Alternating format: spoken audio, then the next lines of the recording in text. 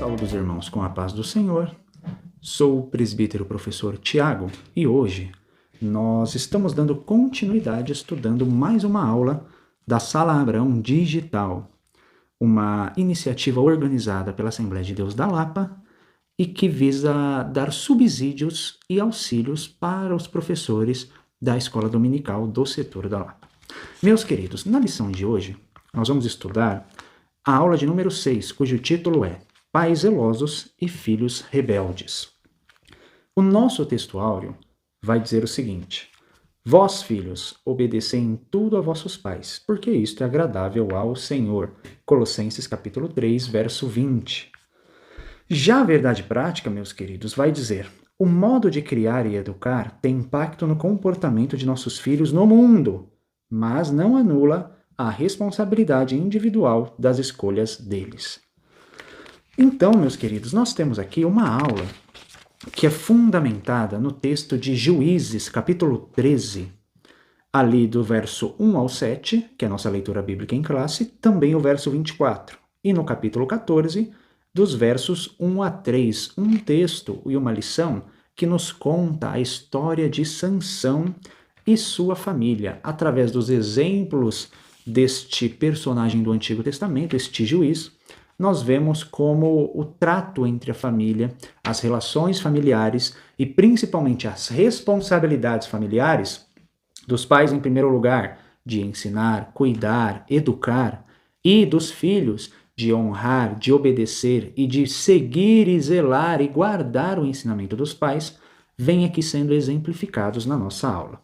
E o exemplo de Sansão é usado aí como subsídio, como base. Meus queridos, como objetivo, nós temos aqui 3 pontos que nós, professores, devemos trabalhar com nossos alunos. O ponto número 1 é apresentar o contexto pecaminoso de Israel e a fidelidade dos pais de Sansão ao Senhor. Já no ponto 2, nós temos o seguinte objetivo: identificar o comprometimento dos pais de Sansão com a sua formação moral e espiritual, sob a bênção divina.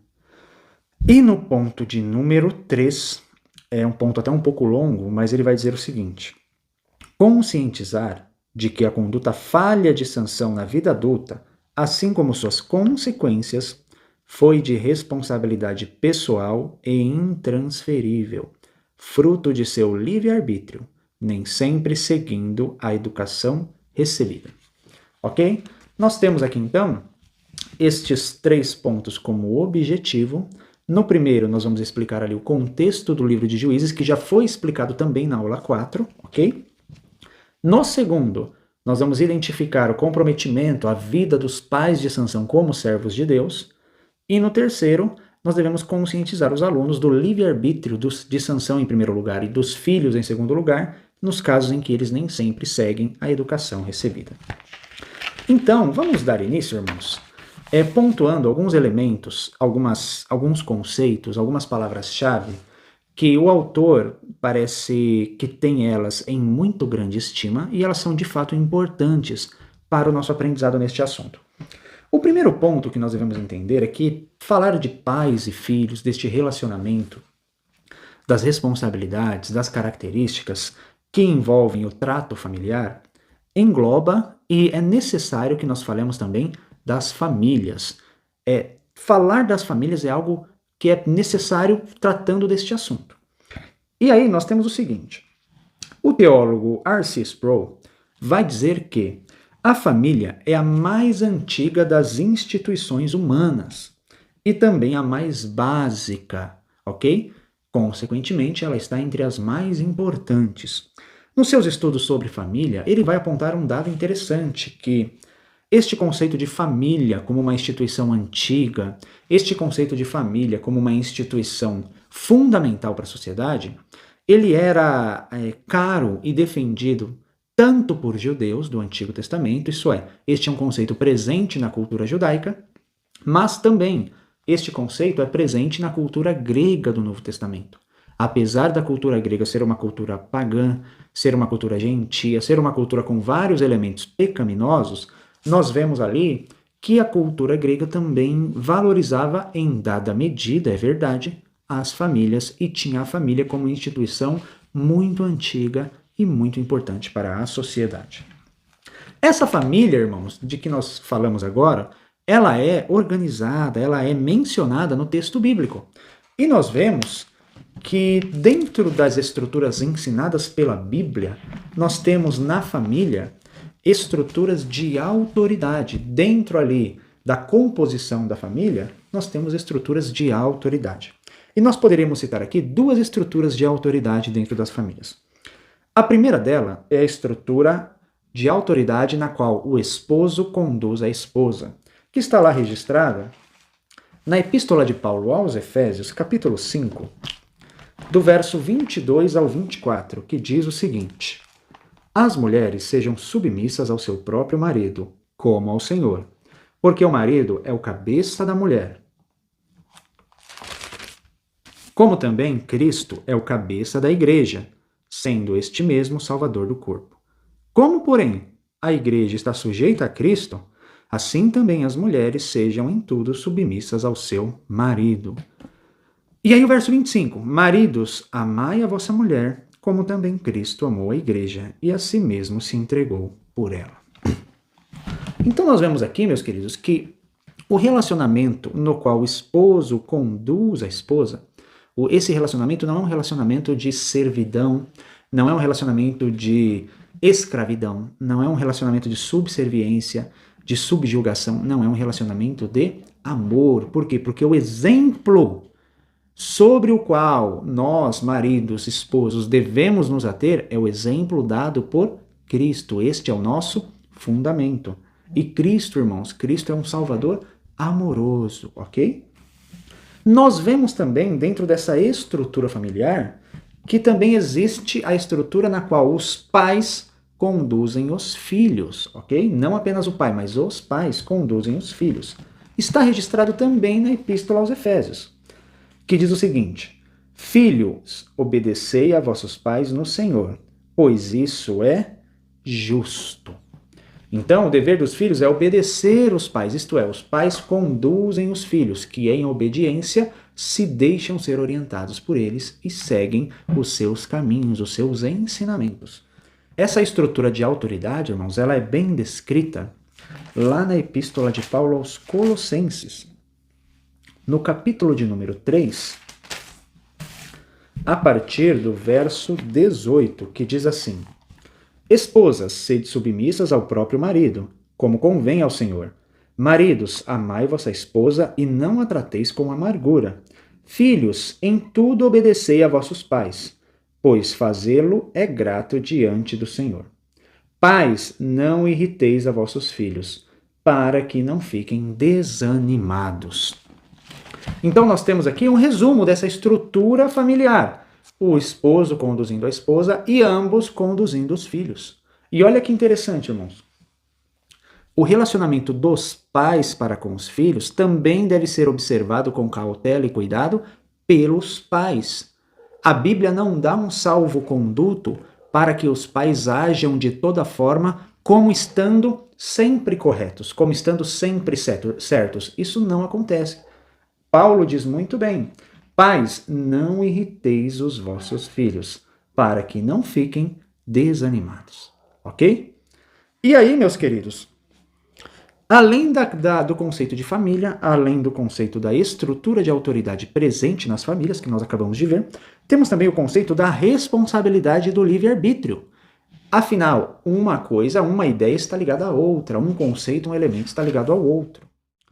Nós temos também o conceito da responsabilidade, conceito da família, da estrutura da autoridade dentro da família e da responsabilidade, que está ligado ao livre-arbítrio. Nós sabemos que liberdade leva também à responsabilidade. A responsabilidade pode ser dividida em basicamente duas vertentes: a responsabilidade dos pais e a responsabilidade dos filhos. A responsabilidade dos pais, basicamente, é instruir e disciplinar os seus filhos. Como está registrado lá no livro de Provérbios, um texto muito conhecido, capítulo 22, Provérbios 22, no versículo 6, que diz assim: Ensina a criança no caminho em que deve andar, e, ainda quando for velho, não se desviará dele. Então, qual é a nossa função, meus irmãos? Ensinar a criança, ensinar o menino, ensinar o jovem o caminho que ele deve andar, ok? Tem um texto também muito curioso, interessante, lá no livro de Gênesis. Livro de Gênesis, capítulo 18, nos versos 17 a 19, diz o seguinte: Disse o Senhor: Ocultarei a Abraão o que estou para fazer, visto que Abraão certamente virá a ser uma grande e poderosa nação, e nele serão benditas todas as nações da terra?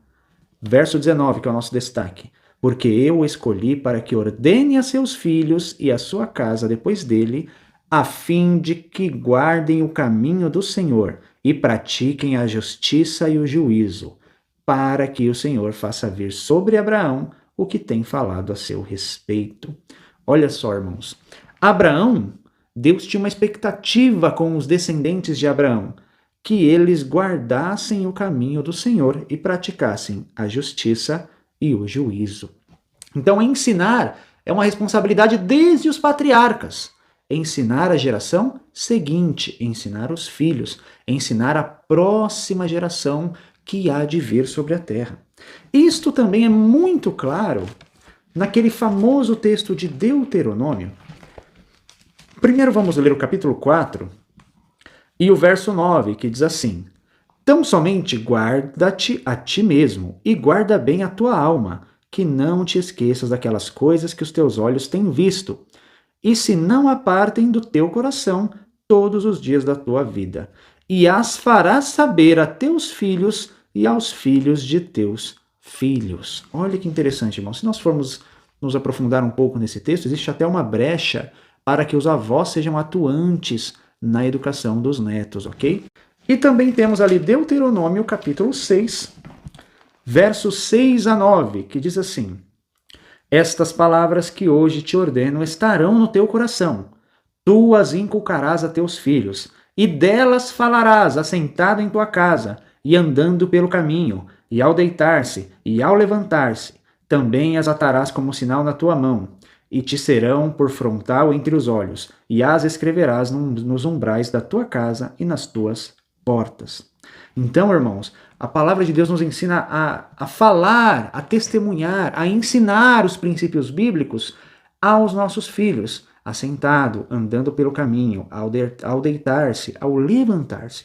Isto é, nós não podemos, de forma alguma, abrir mão da educação dos nossos filhos, das nossas crianças. Manoá e a sua esposa não abriram mão da educação de Sansão. E ainda assim, mesmo assim, Sansão cometeu graves erros, irmãos, graves desvios. Ele chegou a romper o seu voto de nazireu de Deus, mesmo recebendo uma educação que nós poderíamos dizer adequada.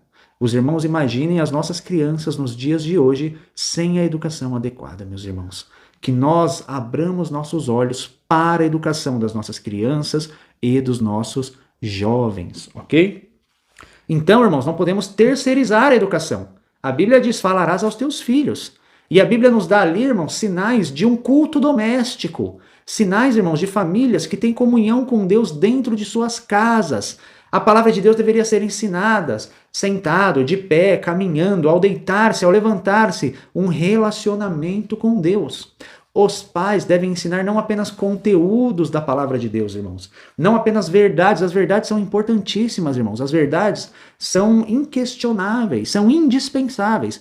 Porém, nós como pais devemos ensinar o relacionamento com Deus. Devemos ensinar o que os antigos puritanos, que os cristãos da Idade Moderna chamavam de prática da piedade, ok? Não é uma coisa intelectual meramente, mas é a mente dominada pelo Espírito, o coração cheio da graça e um relacionamento com Deus na prática da piedade. Talvez Sansão tenha sido muito bem ensinado na teoria, mas nós vemos a história dele, ele rompendo seus votos, ele considerando o seu voto de nazireu como algo supérfluo. Nós vemos que ele não tinha piedade, ele não tinha um relacionamento com o Senhor que o escolheu. Ele tinha ali, irmãos, uma relação muito pragmática com Deus. E não é isso que nós devemos ensinar aos nossos filhos. Nós devemos ensinar aos nossos filhos uma relação de amor, de confiança entre o servo de Deus e o Deus que é o objetivo da sua fé. Ok, meus queridos? Então temos aí a função dos pais, que é instruir os filhos, ensinar os filhos. Irmãos, nós devemos tomar muito cuidado com as falácias dos dias de hoje. A lição mesmo nos aponta a falácia que foi iniciada ali com o Jean-Jacques Rousseau, de que o meio corrompe o homem nasce bom, mas a sociedade o corrompe. Isso é uma mentira, meus irmãos. Parece até verdade, mas é uma mentira, a definição de falácia. Falácia parece verdade no primeiro momento, mas quando você vai analisar, é uma mentira. O homem não nasce bom, não é o meio que o corrompe apenas. A Bíblia diz que nós nascemos em pecado, nós somos pecadores, nós estamos distante da graça e da presença de Deus. Portanto, nós precisamos de um meio que nos conceda educação bíblica, princípios e valores bíblicos, não apenas na teoria, mas também na prática. Outra coisa, meus irmãos, devemos priorizar a educação dos nossos filhos. Devemos priorizar o relacionamento em família, que prioriza o relacionamento com Deus. Veja só, irmãos, devemos priorizar o relacionamento em família, que prioriza o relacionamento com Deus. Isto é, irmãos, hoje nós temos, inclusive dentro das igrejas, inclusive é uma filosofia defendida por muitos, o famoso tempo de qualidade. Eu já disse isso em minhas aulas para os alunos da minha sala, meus irmãos. Tempo de qualidade, o que é isso, irmãos? São pais e mães que trabalham demais, que buscam bens materiais, que buscam posições sociais e abandonam ou terceirizam a educação dos seus filhos. E separam ali durante o ano uma semana de férias, separam ali durante a semana, quem sabe um mês, um pequeno tempo para com seus filhos. E ali lhes dão presentes, lhes dão açúcar, lhes dão prêmios, levam eles para o lugar que eles querem ir e aparentam ser bons pais. Quando, na verdade, meus irmãos, nós temos aí uma outra falácia, a falácia do tempo de qualidade. Isto é, vou passar pouco tempo com meu filho, mas o tempo que eu passar com ele será um tempo de qualidade. Meus irmãos, Deus está todo o tempo ao nosso lado e Deus é o nosso modelo de pai. Então, irmãos, a criação de filhos demanda tempo. O texto de Deuteronômio 6, meus queridos, ele não fala, olha, eventualmente você ensina seu filho. O texto de Deuteronômio 6 nos dá a ideia de um ensino diário, constante, presente na vida da criança e do jovem. Nós temos aqui, irmãos, de novo, verso 7. Tu as inculcarás a teus filhos, e delas falarás, assentado em tua casa, andando pelo caminho, ao deitar-se e ao levantar-se. Nós temos aqui pelo menos 4 momentos durante um dia, irmãos. 4 momentos. Então, nós não podemos negligenciar o tempo que nós levamos para educar nossos filhos, o tempo que nós gastamos, do qual nós doamos para criar os nossos filhos. Esse não deve ser um tempo pequeno. E nós sabemos que os dias de hoje nos levam, irmãos, a pensamentos como, por exemplo, nossa, eu poderia estar ganhando dinheiro agora para melhorar a vida da minha família. Nossa, eu poderia estar fazendo uma formação para aumentar a minha remuneração. Quem sabe, nossa, eu poderia estar fazendo alguma coisa para Deus. Irmãos, cuidar da família é uma obra de Deus. Cuidar dos da casa, dos da família da fé, primeiro na sua casa, em particular e no geral na igreja, irmãos, é uma obra de Deus. Então, irmãos, quando o pai e a mãe dedicam tempo ao seu filho, o educa, dedica tempo ensinando, o instruindo, se faz presente na vida dos seus filhos, isso agrada a Deus. Isso não é apenas um tempo de qualidade, isso é um grande tempo com qualidade, porque é orientado pela palavra de Deus. Então não caiamos nessa falácia, irmãos. Eu vou gastar pouco tempo com meu filho, com a minha criança, com os meus filhos, mas será um tempo de grande qualidade. Não é isso que Deus quer, irmãos. Deus não quer um tempinho pequeno de muita qualidade. Deus quer muito tempo e muita qualidade. Ok, meus queridos? Vamos lá, então. Nós temos também a responsabilidade dos filhos, que está ali, irmãos, em Provérbios, capítulo 6, vai registrar parte desta responsabilidade para com os filhos. Aliás, dessa responsabilidade dos filhos. Provérbios 6, verso 20 a 22, diz assim: Filho meu, guarda o mandamento de teu pai, e não deixes a instrução de tua mãe. Ata-os perpetuamente ao teu coração, e pendura-os ao teu pescoço. Quando caminhares, isso te guiará. Quando te deitares, te guardará. Quando acordares, falará contigo. Então, irmãos, esse texto mostra que os filhos têm que receber tamanha educação e valores que isso vai estar fresco, vivo na sua memória, vai estar sempre presente na memória dos filhos. E, novamente, um texto que resume bem essa questão da responsabilidade dos pais e dos filhos é um texto que nós já lemos ali em Efésios capítulo 6, mas nós vamos continuar. Nós lemos o verso 1, agora leremos até o verso 4, que diz assim: Filhos, obedecei a vossos pais no Senhor, pois isso é justo. Olha só que interessante, irmãos. Pastor David Martin Lloyd Jones, em um dos seus sermões, em um dos seus ensinos, que é registrado neste pequeno livro, irmãos, Vida no Espírito, ok? Vida no Espírito, no casamento, no lar e no trabalho. É uma exposição de Efésios 5 até Efésios 6, irmãos. É um livro que eu recomendo fortemente para os irmãos. Pastor Lloyd Jones vai explicar que o que é justo é bom. Então, quando o filho obedece aos seus pais, segue a orientação dos seus pais, ele está fazendo uma boa obra. Por quê? Porque Paulo diz que isso é justo. E toda justiça vem e pertence a Deus. Portanto, Deus é bom e justo. Quando ele age com bondade, ele age com justiça.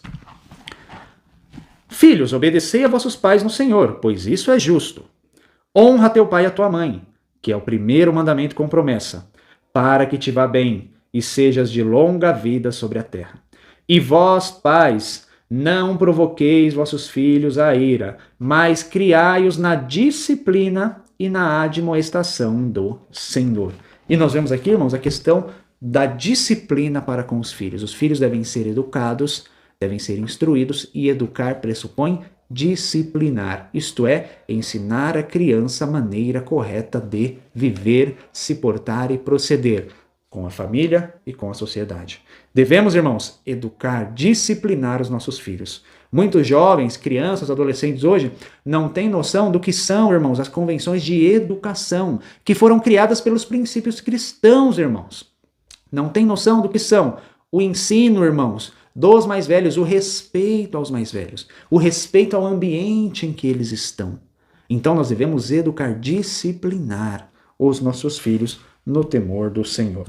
Meus irmãos, não podemos então deixar de enfatizar a educação diária, o costume, a tradição de servir ao Senhor, mas não por mera tradição, por mera obediência. Nós devemos enfatizar, irmãos, uma obediência que não é mecânica, uma obediência que é voluntária, que acontece no temor do Senhor, que acontece de uma forma viva. Ok, meus queridos? Uma obediência que acontece por reverência. Tudo bem, meus queridos? Nós temos também, irmãos, que a função dos pais é ensinar a fidelidade a Deus, apesar de, e a revista deixa isso muito claro, a fidelidade não é hereditária. Fidelidade não é herdada, mas ela deve ser ensinada. Tudo bem, meus queridos? E dentro da responsabilidade há também o livre-arbítrio. A Bíblia nos instrui, queridos, a que nós escolhamos o caminho correto, o caminho da verdade. A Bíblia nos diz que cada um de nós prestará conta a Deus, como está registrado na Epístola de Paulo aos Romanos, no capítulo 14 e nos versos 11 e 12, que diz o seguinte. Capítulo 14, versos 11 e 12. Como está escrito: Por minha vida, diz o Senhor, diante de mim se dobrará todo o joelho, e toda língua dará louvores a Deus. Assim, pois, cada um de nós dará contas de si mesmo a Deus. Então, queridos, a salvação dos nossos filhos não é de nossa responsabilidade, a salvação é individual. Cada um perante Deus dará conta de si mesmo. É o que nós temos ali também no livro de Josué, capítulo 24. Livro de Josué, capítulo 24, Josué propõe uma escolha ao povo. Nos versos 14 e 15, que diz assim: Agora, pois, temei ao Senhor e servi-o com integridade e com fidelidade. Deitai fora os deuses aos quais serviram vossos pais, da além do Eufrates e no Egito, e servi ao Senhor. Então Josué aconselha o povo. E aí ele lança uma condicional, irmãos, que está ligada à responsabilidade, ao livre-arbítrio, ao fato de que cada um dará conta de si mesmo a Deus. Qual é a condicional? Verso 25. Porém, Se vos parecer mal servir ao Senhor, escolhei hoje a quem servais. Se aos deuses a quem serviram vossos pais, que estavam da além do Eufrates, ou aos deuses dos amorreus, em cuja terra habitais. Eu e a minha casa, porém, serviremos ao Senhor. Então Josué deixa isso muito claro. Olha, vocês foram ensinados. Olha, vocês foram instruídos. Agora sirvam ao Senhor. Porém, se vocês acham melhor servir aos deuses da além do Eufrates, servir aos deuses do Egito, servir aos deuses dos amorreus, que sirvam. Porém, eu e a minha casa serviremos ao Senhor. Hoje nós vivemos a situação muito semelhante a de Josué, irmãos. A apostasia toma conta da igreja, a apostasia toma conta do mundo. E nós devemos escolher, nós, mas não apenas individualmente, nós e nossa casa servirmos ao Senhor. Ok, meus queridos? Pastor David Martin Lloyd Jones, no livro que eu indiquei, irmãos, ele vai dizer assim que a falta de obediência dos filhos para com os pais na família, esse uso errado do livre-arbítrio, é um dos sinais da apostasia crescente. Então, nós vemos no livro de Juízes que ocorreu grande apostasia. E por que isso ocorreu, irmãos? Porque a geração de Josué não ensinou a geração seguinte. Da mesma forma, se nós não ensinarmos a próxima geração, irmãos, ela será uma geração apóstata, uma geração de filhos que desobedecem os pais, ok? E uma geração de pais que, se eles desobedecerem os seus pais, consequentemente, não educarão a próxima geração. E poderemos viver uma grande apostasia. Que Deus nos livre. Nós, ali no caso de Sansão, nós devemos observar algumas coisas, meus queridos.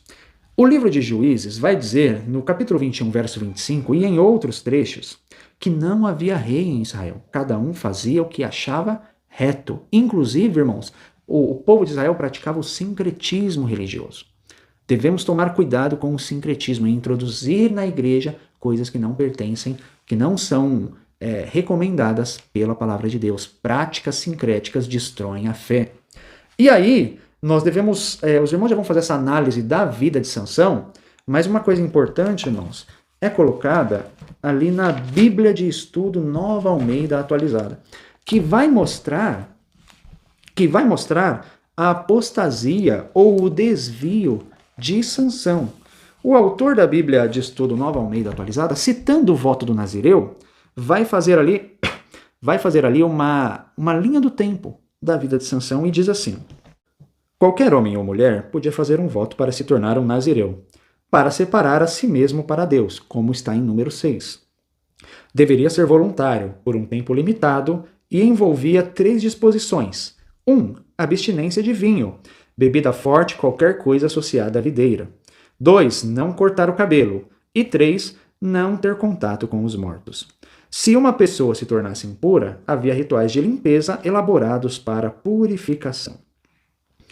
3 coisas são poucos comuns referentes a Sansão. Primeiro, ele não fez o voto voluntariamente, mas era uma sina desde seu ventre materno. Em segundo lugar, o voto de Sansão deveria durar até a sua morte, era um voto nazireu permanente. E nós vemos aqui, irmãos, que em terceiro lugar, ele quebrou cada uma das instituições do voto do nazireu. Seu cabelo foi cortado, Juízes 16, 17 e 19. Ele teve contato com os mortos, Juízes 14, 6 a 9. E, sem dúvida, bebeu em sua festa de casamento, Juízes 14, 10 a 20. Então, nós vemos ali que Sansão, apesar de ter recebido educação, apesar de ter recebido instrução, ele não praticou o ensino aprendido. Talvez ele não tenha sido ensinado a praticar. Talvez ele tenha sido ensinado a praticar, mas tenha se desviado do caminho correto. O mais importante, meus queridos, é que nós tenhamos em mente o que Paulo diz ali em 1 Timóteo, capítulo 4, no versículo 16. 1 Timóteo, capítulo 4, verso 16, vai dizer o seguinte: tende cuidado de ti mesmo e da doutrina. Continua nestes deveres, porque, fazendo assim, salvarás tanto a ti mesmo como aos teus ouvintes. E aí os irmãos vão dizer: nossa, mas esse é um texto para pastores, pastoral. E é isso mesmo que nós devemos considerar, que nós somos os pastores de nossas famílias. Portanto, devemos ter cuidado de nós, da doutrina e daqueles que nos ouvem. A responsabilidade dos pais não é só instruir até a maioridade, mas é instruir, ensinar os seus filhos durante toda a sua vida, porque a honra do pai não tem data de validade, ela não vence, assim como sua responsabilidade em orientar os seus filhos. Que Deus abençoe. Fiquem com Deus. Amém.